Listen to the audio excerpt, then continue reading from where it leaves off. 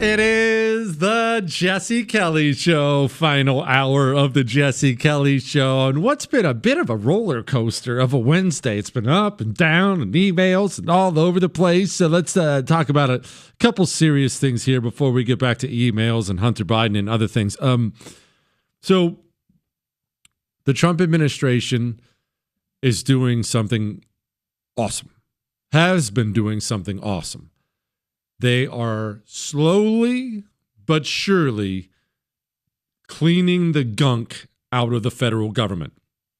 The gunk being all the dirty communists who have occupied our federal government in the various branches. It is a slow process. It is not complete. It's very doubtful that they'll be able to complete it in 4 years, but they are trying. One of the great things, I knew it right away when I saw him doing it, when Trump started putting people in charge of federal agencies, he was putting people in charge of federal agencies who had been attacked by that agency. So you're putting in a reformer who has a chip on their shoulder, and they're going to dig in and find out who the bad actors are. You know, Kash Patel's in charge of the FBI. Kash Patel was attacked by the FBI. He's uniquely motivated to dig into it. Now, we'll have to wait and see how he's done. That only time will tell on that. We'll have to wait on that. John Ratcliffe, Tulsi Gabbard. Remember Tulsi Gabbard? She was put on essentially a terrorist watch list, and she was followed when she flew. Now, I realize there are so many scandals and so many outrages that you're probably about fresh out of gas, and so am I. So it's hard to follow along with all these, but you understand how evil it is that Democrats got angry with Tulsi Gabbard and they put her on the terrorist watch list? That is a new level of evil. Trump gets in there, says, hey, Tulsi, you're the new director of national intelligence. She has gotten there, and she has chosen to dig in and find this corruption. But we should not be under the impression that the job is complete. She sat down with Miranda Devine. Listen to this. John Brennan and James Clapper, as leaders in the intelligence community, they have their own disciples. They have a lot of their own people that they brought in with them, or that they, mentored in a mirroring of their own image, and many of those people still exist within the intelligence community now. Fundamentally, we are working towards making change, institutional change.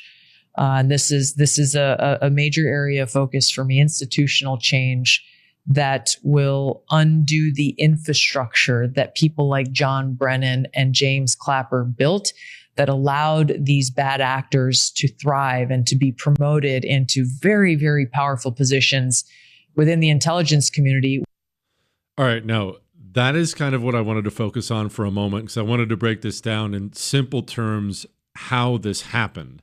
And I've explained it before in different ways, different analogies, but when the communists started worming their way through our federal government, CIA, FBI, military, IRS, all these things, it wasn't just that they started to take positions of power, important positions of power. You know, a Democrat gets elected. Obama did a lot of this. He's immediately going to find the most committed communist who can get through the Senate confirmation process and make that person head of the FBI. You know, that's how Obama operated. But it's not enough. It is not enough to just take that one position.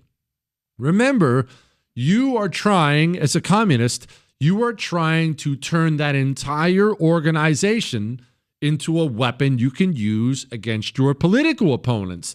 Just the job of director isn't enough. There are all kinds of middle management, upper management positions where you need your people in place. So they put into place, this really happened in the military, but it happened in the FBI and otherwise, they really put into place a system where it wasn't just that you had a communist director. You had a communist director, and the incentive structure to get promoted did not incentivize taking down bad guys or great military performance or something like that. It incentivized being a dirty communist. So you didn't have to be a communist to act like a communist in the CIA. You just knew that's what you had to do in order to get that next promotion to the next thing. The communists did not, my point in this is, the communists did not just put their people in places of power in these organizations.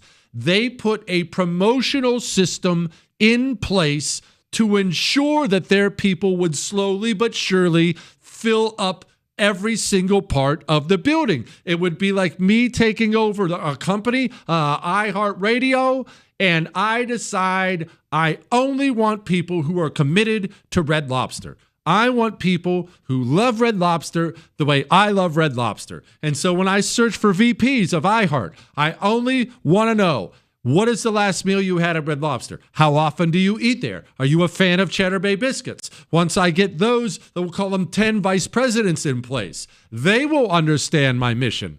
And they will understand and pass along to the people underneath them. We are a Red Lobster loving company. Do you love Red Lobster? I love Red Lobster. You better love Red Lobster. The result of that isn't that you have 1 or 10 or 20 positions. Over a long enough period of time, you've filled up the entire building with Red Lobster lovers because you put a Red Lobster loving system in place. That's how you get promoted. So even if you have somebody like Jewish producer Chris who can't even eat at Red Lobster because it's not kosher and it's all shellfish, even he would know he would have to lie if he's trying to get promoted. No, big fan. Love those crab. Oh, I heard they have a new seafood boil. Love the lobster over there. Even if he's lying, he understands that's the company line you have to take. That's what Tulsi is saying here, and that is our challenge. It's not that we had to replace the director of this and director of that. We have to replace layers and layers and layers underneath them because of the communist promotional system that's been put into place. John Brennan and James Clapper, as leaders in the intelligence community, they have their own disciples. They have a lot of their own people that they brought in with them, or that they, mentored in a mirroring of their own image, and many of those people still exist within the intelligence community now. Fundamentally, we are working towards making change, institutional change. And this is a major area of focus for me, institutional change that will undo the infrastructure that people like John Brennan and James Clapper built that allowed these bad actors to thrive and to be promoted into very, very powerful positions within the intelligence community. What's that look like? Do you remember the framing of those poor idiots in Michigan for the assassination/kidnapping plot against Gretchen Whitmer? Remember, almost everyone involved in that was either an FBI agent or worked for the FBI. The FBI planned, organized, and funded an assassination/kidnapping attempt of Gretchen Whitmer. They grabbed a few morons. One guy was living in the basement apartment of a vacuum repair company. They grabbed a few morons, wrapped them up in this whole thing, framed them, the worst frame job in the world. That's why some of these guys got off scot-free. Entrapment is what it was. And sent some to prison. They all didn't get out. Sent some to prison. That's about as evil a thing as you can do within the FBI. The FBI made this announcement leading up to the election when the Democrats were trying to frame right-wingers as dangerous extremists. Miraculously, the FBI rolled out a bunch of dangerous extremists. They were working with the Democrat Party. Everyone knows it. Yeah, the guy who was in charge of that got promoted.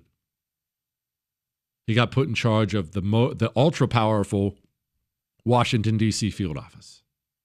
That's what she means by the infrastructure. That's what she means. All right. We have to talk about Major League Baseball. No, it's not going to be a sports show. Believe me, this is going to be about culture and politics, and we'll do emails.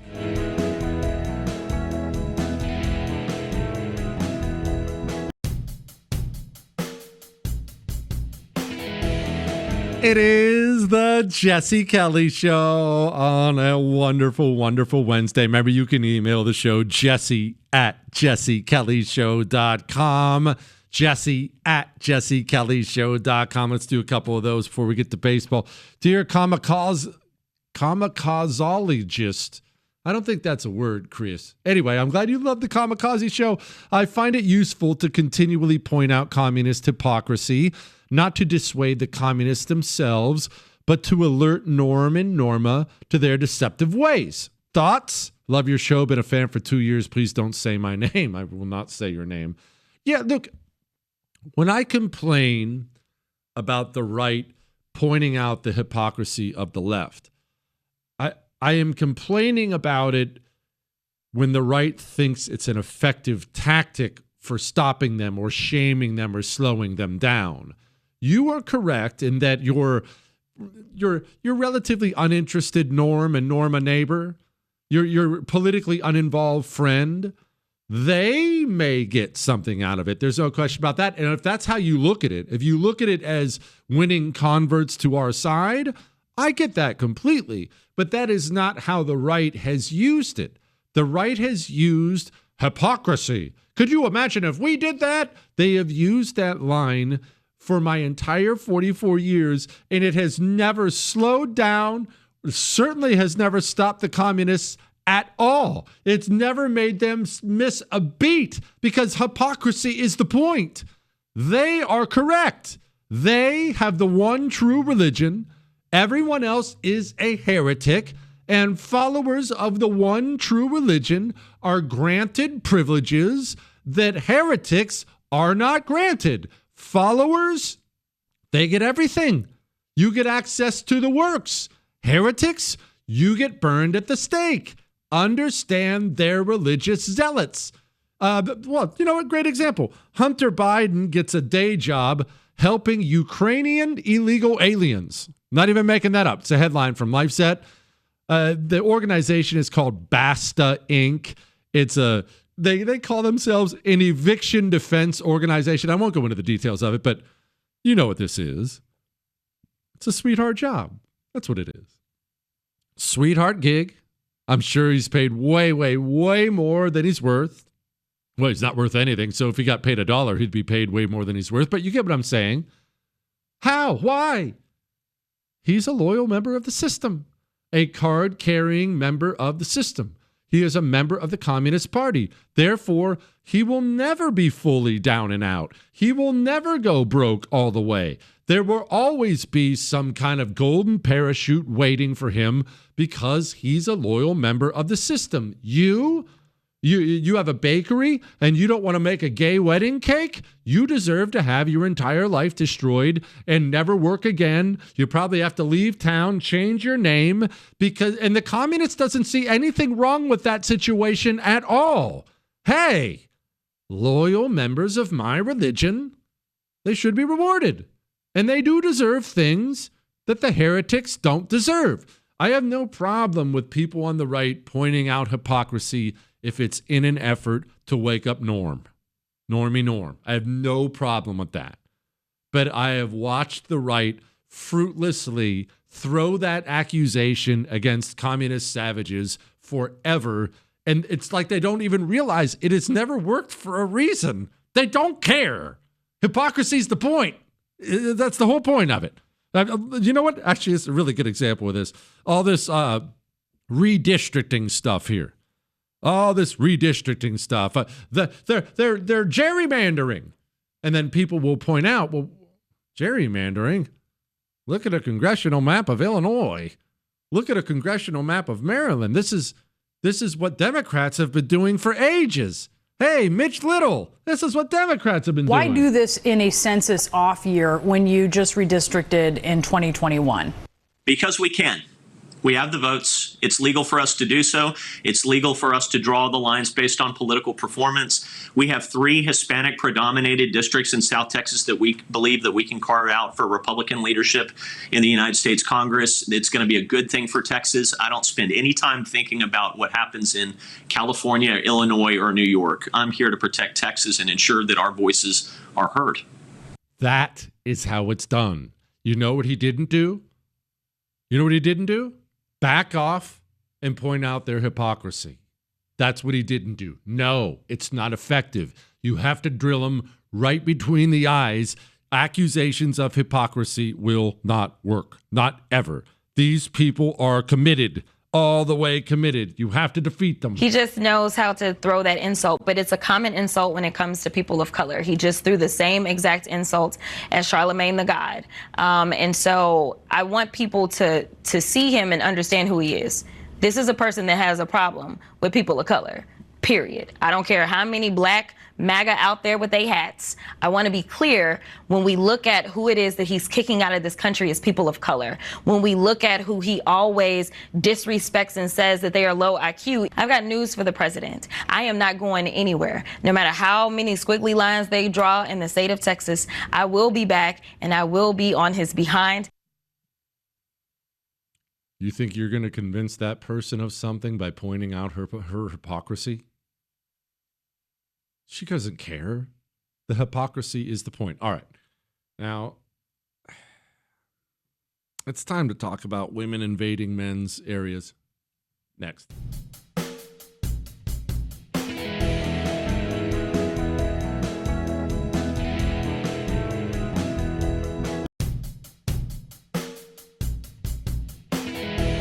It is the Jesse Kelly Show on a Wednesday. I feel like we've offended more people than normal but that's saying something considering our normal show. But remember, you can download, if you'd like to be reoffended, you can download a podcast of the show. It's all free. iHeart, Spotify, iTunes. So let's go ahead and knock out another big swath of the population and make sure they're as offended as humanly possible. Men, it's okay to say no sometimes to women. You understand that? I promise you won't die. I promise it's not the end of the world. It's okay to say no. It's even, and this goes beyond just women, this is for everybody. It's okay to tell people, no, you don't belong here, and we don't want you here. You understand that? That's not mean, or I guess maybe it is, but there's nothing wrong with that at all. I have 2 different headlines. Major League Baseball is calling up its first female umpire for the Marlins-Braves game this weekend. Pair that one with, this is from the Boston Red Sox. Tonight, the Red Sox are featuring an all-female crew for a full game of TV broadcast, or they really screwed up the language on this. It's the first all-female broadcast team in history. Why? Why do we have to have women in all these places? Why do we have to have women everywhere in men's sports? Why? You know why? Because Western men find it impossible now to say no. Hey, I'd like to be an umpire in Major League Baseball. No. Why? Because you're a woman. That's why. And we only have men. We've only ever had men. So no. Hey, we'd like to be the first all-female broadcasting team. No. Why? Because you're a woman. There has never been a woman to play Major League Baseball. It's a male-centric thing. Yes, women watch it. Yes, men watch it. But it is a male-centric thing. So no, you can't have the job, and you can't have the job because you're a woman. You don't even have to make up excuses for it. No, this is for men only. You go do something else. But for some reason, and I'll never understand this as long as I live, I don't know what it is. Maybe, honestly, I talk about chalk all the time. Maybe it's purely testosterone. I don't know what it is. Men can't do this. They somehow think that They're going to get thrown in prison, or I guess men are worried about getting yelled at or griped by some nagging harpy if they say no. But I promise, fellas, you're not going to die. She may yell a little bit. She may complain. Undoubtedly she will, but you can still say no. The answer is no. You can say it. I promise. Repeat after me. No. Hey, I would like to. No. Why? Because you're not welcome. That's why.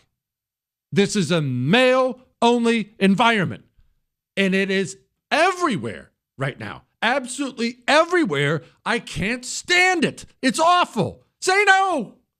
Please, reach down if... never mind. Say no. Find your manhood and say no. You're not going to die. You're not going to shrivel up, okay? There are opportunities for women, more opportunities for women in the United States of America than women have ever had at any point in human history, in any country in human history. That does not mean they have to be freaking everywhere. Golly. And you know, it's not like I'm campaigning for men to be everywhere. Women should be able to have their thing. Men should be able to have their thing. Go, do your thing. That's healthy for a society. But because men are weak and pathetic, nobody can say no, and they're everywhere now. Absolutely everywhere that used to be male only. I don't want to hear an all-female broadcast crew when I tune into a Major League Baseball game. It takes away from the experience. Sorry. No, actually, I'm not sorry at all. Get out. Jesse, thanks for another riveting history segment. Keep bringing them. So the Japanese hated us and we hated the Japanese. Since we occupied them after the war, how did we go about winning the hearts and minds of citizens who thought we were Godzilla? Also, why did we take such an interest in rebuilding them if we hated them in return? He says his name is Aaron. Okay, so I guess talk a little bit more of that history. How did we go about winning the hearts and minds of citizens? Well, first of all, let's understand the country that we conquered. When we conquered it, they were in bad shape. You know, I have this thing, and I'm probably way too extreme about it, so I'm not telling you to be like me, of course, but I have this thing where if you abandon me when I'm down, when the chips are down, and you abandon me, you are my enemy for life. I will never forget it. I will never forgive it. If you cut and run when the chips are down, I will hate you forever. But vice versa. If you are there for me when the chips are down, when it doesn't benefit you, and you are there for me, I will never forget it. And you will be mine for life. The Japanese people, after they were conquered, had their cities laid to waste, millions of their citizens dead, their economy was in shambles, and something people don't talk about, they were starving. The Japanese government, part of the reason they submitted was they were facing a rebellion. People were starving. The United States of America stepped in with unconditional surrender. And we could have done whatever we wanted there. We could have fired up the old ancient Roman salt mines and put chains around everyone's neck. There was nothing anyone could have done to stop us. We could have done whatever we wanted. We had the total power in our hands. And instead, we handed out food. It's hard to keep people convinced you are Godzilla coming to kill and torture and rape everybody when every time they see you, you're handing out boxes of food. Let me ask you something. Do you have people you love?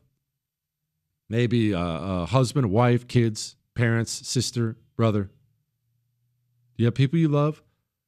Could you imagine what it would be like to starve to death with them? I've read a lot of books on that stuff just because it's horrible famines have taken place throughout history. People starving to death is just one of the most horrible ways to go. Imagine you're sitting there in your house. Everyone you love is there. Nobody has eaten in a week. Everyone's wasting away and dying, and you know they're dying. And ding dong, someone rings the doorbell. You open up the door, and it's somebody with boxes full of food for you and your family. Whoever that person is. It could be Chris. Do you think you would be grateful to that person? Even Chris. Of course you would be. We showed up. Yes, we conquered them, but we also rebuilt them. No, we are not here to rape and pillage. We will not stand for that. We are here to rebuild and remake Japan into a country that is not as militaristic. We're not trying to take away every part of your culture. No, you don't get to have an emperor anymore. You kind of screwed the pooch on that one. But we're going to give you a different form of government. We will help you rebuild your lands. We will make sure you and your family don't starve to death. And once you are back on your feet, we will leave. And we did. That is how you end up with your closest ally in Asia, which they pretty much are now. We owe that to how wonderful we were after World War II. Feel good about that. Feel good about that.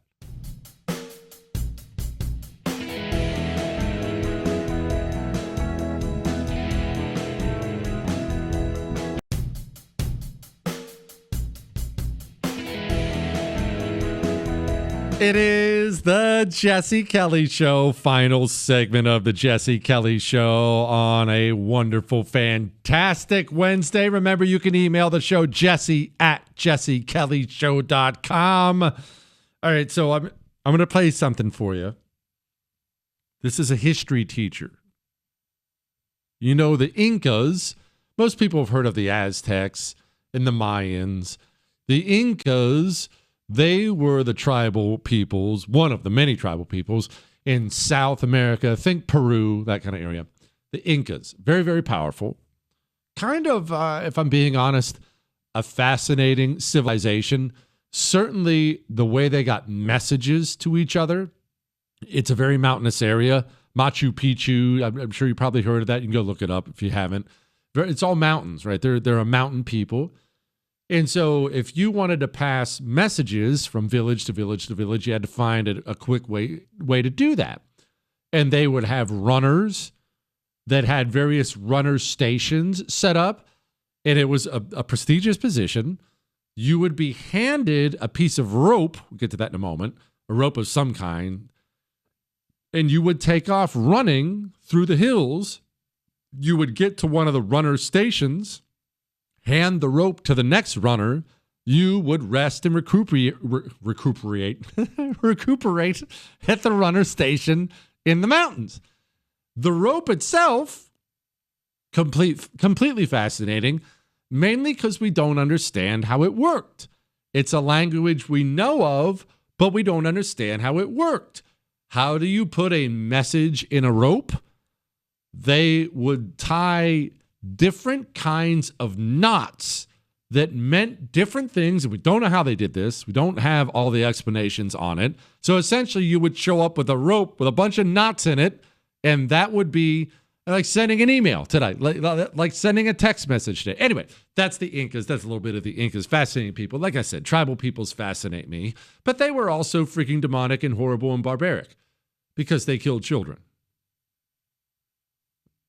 Not just babies, not that that's okay, but they would kill children, child sacrifice. The main way they killed children was they would leave them to freeze to death in the mountains. Imagine a child, grown. I mean, we're not talking a child can speak. Just plop down on a mountainside. Well, sayonara. Killing your own child. Obviously, that's horrifically evil, dark. This is a history teacher. I want you to listen to her, and then we're going to talk about this. If we're just looking at Tawantinsuyu, the Quechua people of the Incan Empire, they practiced sacrifices like most other civilizations throughout history did in times of crisis. So let me pause for a second. I want to explain something before I play it because it's a little long. Remember, American communist women, period. They have had their motherly nature manipulated by the communists. That's why they're almost always the most evil, the most murderous, the most torturous, Their motherly nature has been twisted. Now they will protect, fight, die, kill for whoever their newest child is, the child they've been introduced to, and they will fight and kill and die and torture you because you are trying to hurt their baby. But it's not a real baby for them. It's whoever the communist decides are their allies. Here in America, the allies of communists are, of course, foreigners and criminals and all the worst, most despicable people, the LGBTQ demon mob and all these people. The American communist woman has been taught that those are her babies. She's been manipulated to believe those are her babies. You white man, you Christians, anyone who loves America, you are the enemy of her babies. You're trying to hurt her babies. And so she will fight on behalf of her babies. I brought that up again because you're about to hear 1 minute and 30 seconds of exactly what I just talked about. If we're just looking at Tawantinsuyu, the Quechua people, the Incan Empire, they practiced sacrifices like most other civilizations throughout history did in times of crisis. So famine, natural disasters. But the unique thing about the Quechua is that when you're looking at like the Incan civilization, you essentially have the elites and then you have everyone else. Sacrifices were volunteers from the elite class because they believed that the elites were closer to the gods and could therefore appease them better. Also, in terms of sacrifice, they were kind about it. Hear me out.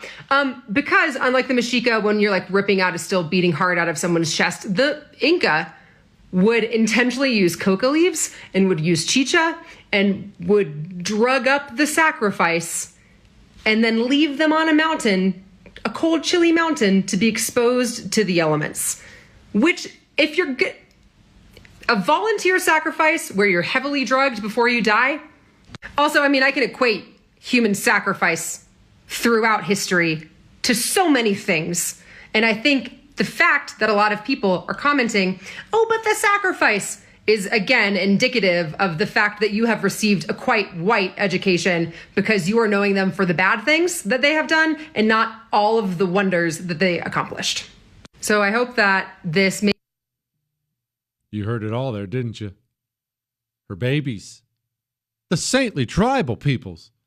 Oh, sure, they killed a few, but they drugged them first. And they were volunteers. Let's not stress about it.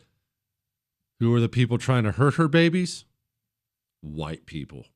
You've had a white view of history. Those are the enemies. Evil. Take the wonderful motherly nature of a woman and twist it for evil. And now, Here's a headline. Go, you know the thing. headlines we didn't get to. Howard Stern show set to be canceled after major financial loss. Wow, I guess telling half the country you hate them doesn't pan out. Trump raises India tariffs to 50% over the Russia oil imports. Remember who told you to get some gold? Stanford University to axe 363 jobs over Trump funding cuts. That's a good start. Excessive screen time raises the risk of heart disease. Yeah, breaking news. Sitting around and not moving is bad for your heart. We are out of time. We're going to come back tomorrow and do it again. That's all.